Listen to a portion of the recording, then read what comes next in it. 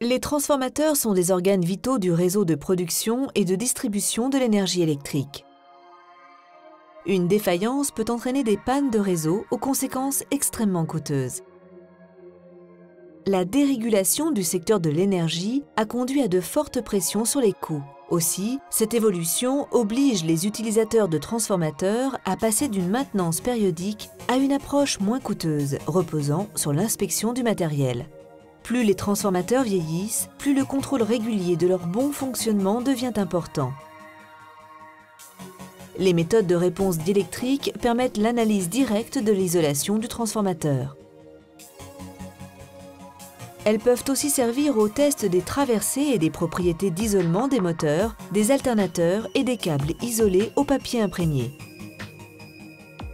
Mais tout d'abord, examinons ce qui conduit à la dégradation d'un transformateur de puissance.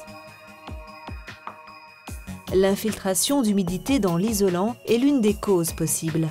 Elle peut être due à divers facteurs tels que la respiration du transformateur qui expose l'huile à l'atmosphère, des fuites au niveau des joints, l'installation du transformateur ou sa réparation peuvent aussi conduire à l'augmentation du niveau d'humidité dans l'isolant. Le processus normal de vieillissement peut aussi entraîner l'apparition d'eau produite par la décomposition de la cellulose. Des études effectuées par le SIGRE ont montré que le niveau d'humidité peut augmenter de 0,1 à 0,2% par an à cause du vieillissement de la cellulose, et cela même si le transformateur est parfaitement étanche.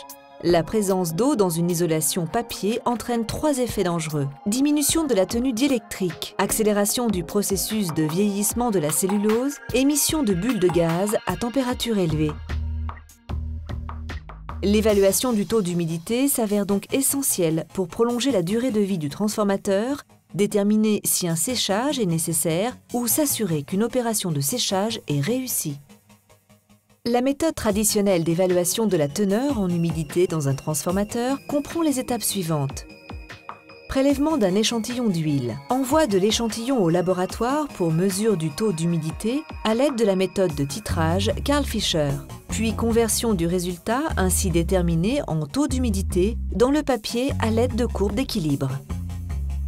Cette méthode d'évaluation de la teneur en humidité est approximative et conduit à d'autres questions.